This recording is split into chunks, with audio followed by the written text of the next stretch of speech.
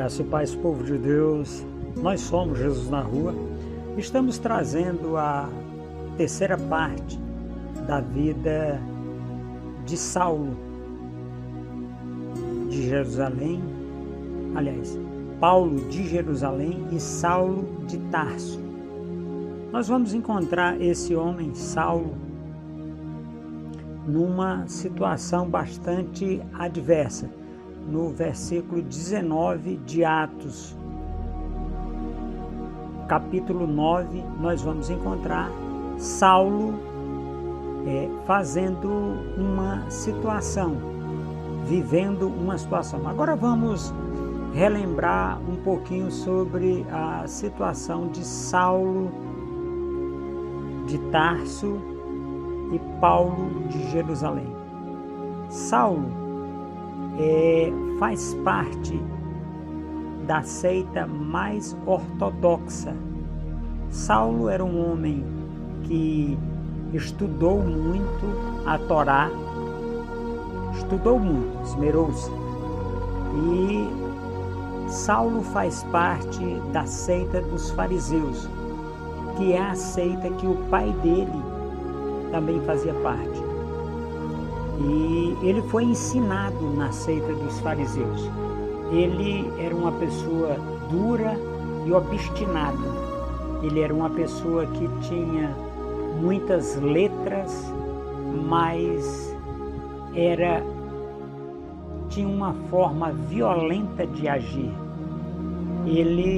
Uma das características do farisaísmo é que eles eram hipócritas. Eles falavam coisas e eles não viviam aquilo que eles falavam. E então, dentro dessa oportunidade, quando Saulo se converte a Jesus Cristo, ele rompe com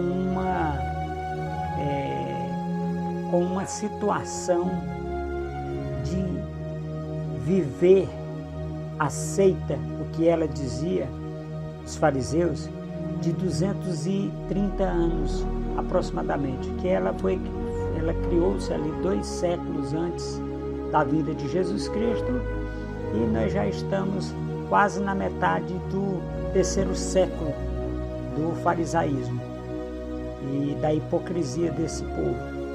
E Paulo, por ser o mais proeminente, aquele que tinha mais coragem de matar pessoas e fazer, então ele fez isso. Quando ele concordou com a morte de Estevão, ali no capítulo 7 de Atos dos Apóstolos. Muito bem, então esse homem, Saulo, era um homem violento que pediu cartas ao príncipe da sinagoga. Agora vamos entender um pouquinho mais sobre o farisaísmo. Os fariseus, eles acreditavam que o culto não podia ser só no templo que Salomão fez. Então eles são os precursores ou os criadores da sinagoga e do culto da sinagoga. E vamos imaginar, se você identificar alguma coisa, você vai orando a Deus para que Ele quebre isso na minha e na sua vida. Os fariseus foi quem criaram sinagogas em vários lugares. Tinha o templo e tinha sinagogas.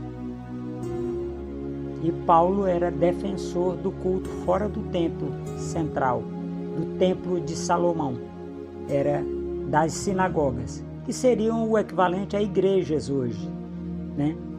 Então, aí nós temos, em contrapartida, nós temos os saduceus, que remonta 4.000 anos. Fariseu, 250 anos. Saduceus, que eram os descendentes. Quando a linhagem de Arão perdeu o sacerdócio, então nós tivemos uma instituição de um outro sacerdócio. E este sacerdócio é os saduceus, que eles acreditavam que o culto era só no templo. Eles não abriam igrejas ou sinagogas. O culto na sinagoga foi aberto pelos fariseus. Agora, detalhe, os fariseus são aquelas pessoas que, insatisfeitos ou não conseguiram muita coisa com a política, e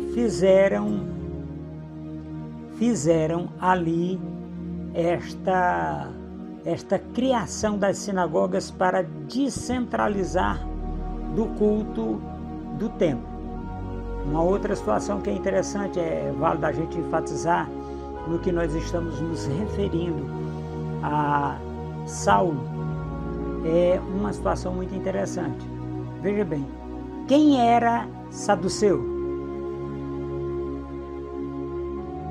E quem era fariseu dentro da igreja de Jesus Cristo, na época de Jesus Cristo?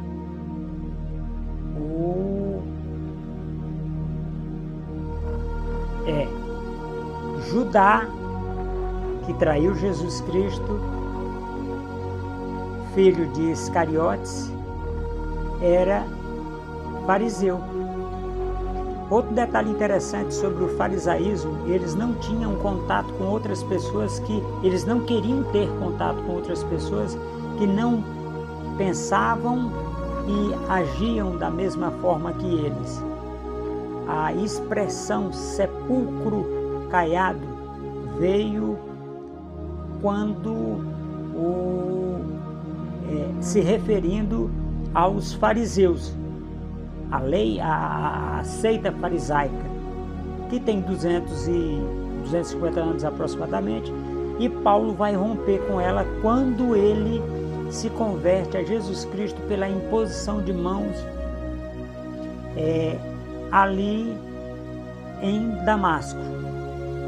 Nós estamos situando esta situação, meus queridos, situando este momento de Paulo. Quem era Paulo e o que Paulo fazia, como Paulo agia, porque Paulo era um homem estudado. Por quê? Porque um rei disse as muitas letras corromperam o juízo desse homem. Então era um homem muito estudado. Ele estudou muito. E então mas ele tinha essa prática tosca, essa prática diferente de matar as pessoas para validar aquilo que ele estava fazendo, aquilo que ele estava empreendendo ali em Jerusalém e nos arredores de Jerusalém, matando pessoas, julgando e matando pessoas simplesmente pelo fato de seguirem a Jesus Cristo. Quando Saulo, o mais proeminente, o mais importante pupilo de Gamaliel, teve contato com aquilo que eles chamavam de seita, que era os seguidores de Jesus Cristo, os seguidores do caminho, era uma seita ainda na cabeça deles. O que aconteceu? Ele tomou ódio pelo zelando aquilo que ele achava que estava fazendo de correto para Deus. Este é Saulo. E ele começou a matar pessoas, perseguir pessoas cristãs que tinham no cristianismo a sua religião. E ele chamava de seita e tratava essas pessoas como se fosse de outra religião. Então eles matavam as pessoas, seguidores do caminho, que é Jesus Cristo. E ele era uma pessoa que tinha o poder da palavra.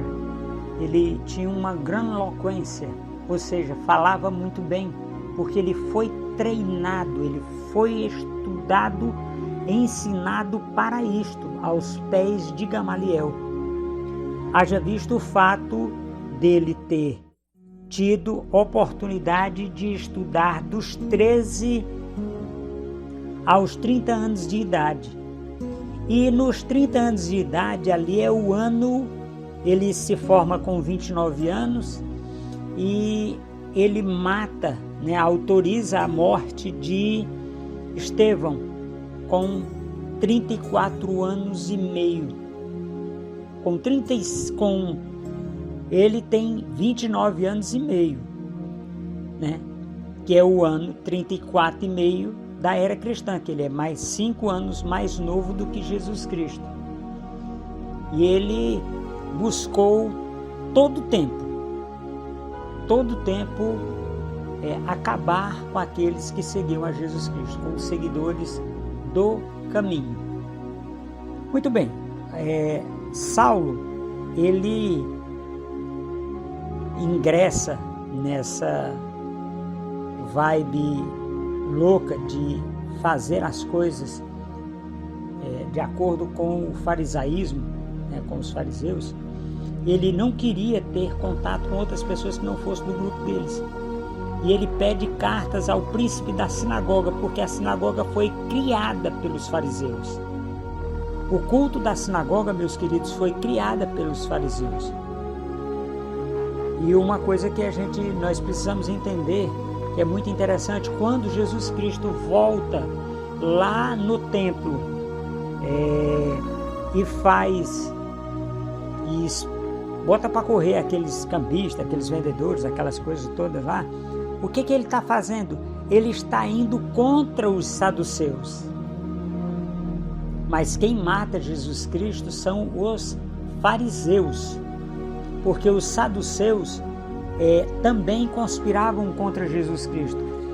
Mas quem tinha o poder político era os fariseus, era Saulo e sua turma, Gamaliel, porque eles instituíram o sacerdócio na sinagoga. Então, o príncipe da sinagoga era instituído pela sinagoga, e a sinagoga estava debaixo da batuta dos fariseus. Então nós precisamos compreender, meus queridos, esse momento de transição em que Saulo vai romper com 250 anos aproximadamente de farisaísmo, para se tornar um cristão. Veja bem o que Saulo começou a perder. Saulo começou a perder o poder. Começou a perder o poder.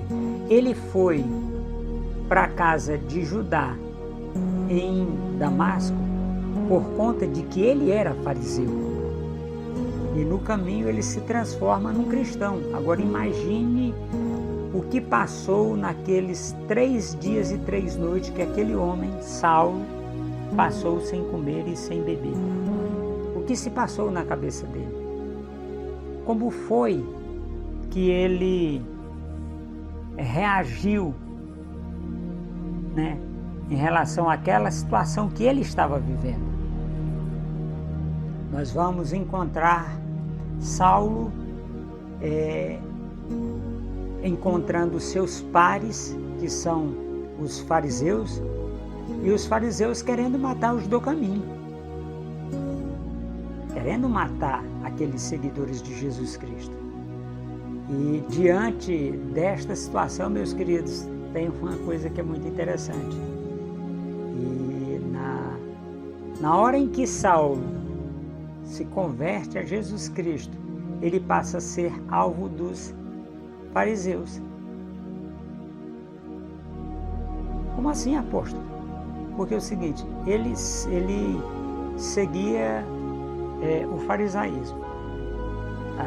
Então, por 2 vezes, Saulo se diz: eu sou fariseu. E o que é que significa isso? Significa que ele estava buscando seus pares, para tentar convertê-los a Jesus Cristo.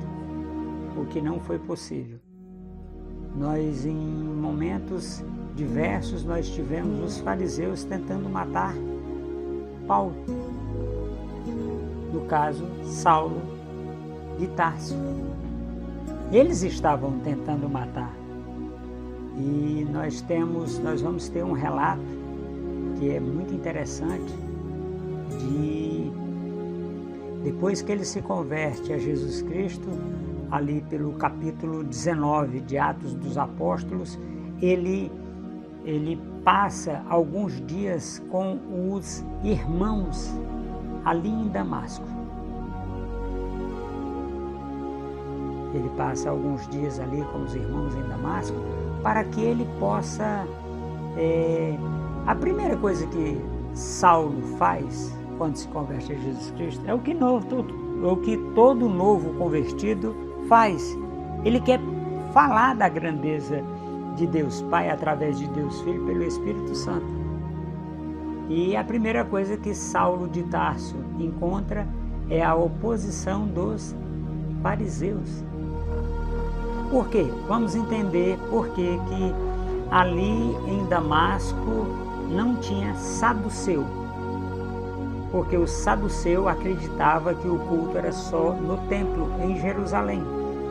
E os fariseus é que abriram igrejas em todo lugar. Igrejas são as sinagogas. E os fariseus vão tentar matar Paulo.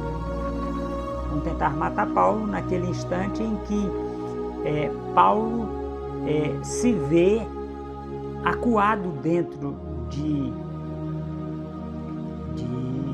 da cidade, sem poder sair, porque os fariseus estão à espreita à porta para matar ele. E ele ficou sabendo que a seita farisaica queria matar ele, mas ela estava estabelecida como religião. Por que ela estava estabelecida como religião? Porque ela conseguiu espalhar igrejas em todo o mundo conhecido. Tanto é que depois nós vamos ver mais para frente, Paulo indo nas sinagogas.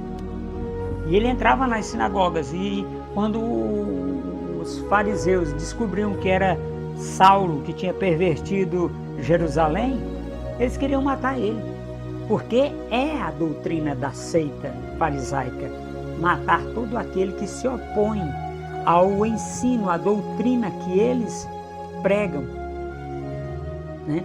Então, nós vamos encontrar Saulo sendo descido por uma abertura no muro, porque Saulo fez seguidores, discípulos ali em Damasco. E Saulo faz seguidores, discípulos ali em Damasco, e ele consegue, diante desta situação, fazer com que aquelas pessoas ouvissem a doutrina de Jesus Cristo através da boca dele.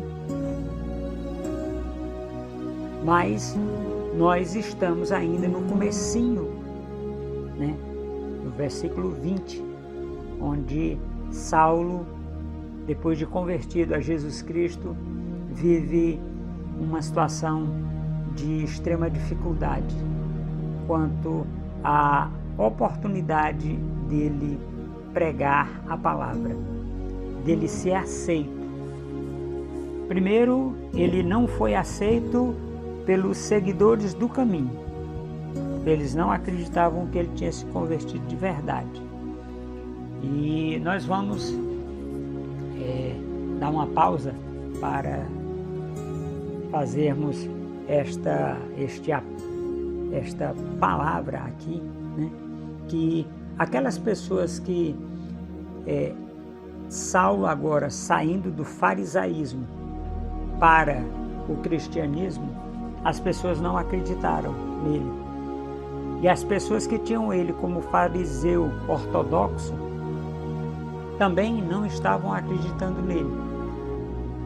Então nós temos aqui um Saulo perdido, atônito, caído, sem apoio de ninguém. porque uns não acreditavam que ele tinha se convertido e os outros não aceitavam que ele tinha desconvertido do farisaísmo. Então, meus queridos, nós temos aqui Saulo sozinho. Saulo vivendo dias muito difíceis, dias de inferno na terra, porque quem ele defendia não acreditava nele, porque ele saiu. Quem ele queria defender não acreditava nele, porque ele matava as pessoas. Ele era extremamente rude no trato. Ele matava 10, 20 pessoas e depois perguntava aos outros: vocês querem voltar para o cristianismo? Aqueles que eram cristão verdadeiro diziam: pode nos matar. Mas eles não falavam, porque quando eles diziam pode nos matar, eles estavam pedindo a morte. Eles diziam: nós não declaramos a lei farisaica, o farisaísmo, como nossa crença, nós acreditamos no caminho. Amém, meus queridos? Glória a Deus pela minha e pela sua vida nesse dia que se chama hoje. Nós vamos pausar para continuar num outro momento esta situação do Saulo, que está devastando a comunidade cristã em Jerusalém e agora já se encontra em Damasco, devastando a comunidade cristã em Damasco. Agora, detalhe interessante, meus queridos, esse homem, ele está sozinho, ele está vivendo um momento de extrema dificuldade, porque ele converteu-se a Jesus Cristo e ele não está entendendo muito as coisas, apesar do Espírito Santo estar assistindo ele, mas não está entendendo muito as coisas, e ele tenta voltar para os seus na sinagoga, mas estes não o aceitam. E no início, nós quando chegarmos no capítulo, no versículo 22, nós vamos entender que ele tentou voltar para o farisaísmo. Ele tentou conciliar o cristianismo com o farisaísmo. Depois daquele momento da conversão dele, que foi extremamente difícil, meus queridos. Então nós precisamos compreender isso agora. Muito obrigado, meus amados irmãos, por vocês terem se inscrito no canal, ativado o sininho do YouTube, acessado a fanpage do Jesus na Rua, acessado o Telegram do Jesus na Rua, acessado o Instagram do Jesus na Rua e doado R$35 para a Escola Bíblica para a Vida Rehobote e R$50 para uma das rádios ao redor do mundo. São 41 rádios em nome de Jesus. A chave Pix para fazer doações, meus queridos, é um e-mail, jesusnarua@gmail.com. O nome está no nome de José Adilson da Costa Bonfim e a cidade é Araguaína, Tocantins. Amém, meus queridos? Muito obrigado, Deus abençoe, Deus ilumine neste tempo, neste dia que se chama hoje.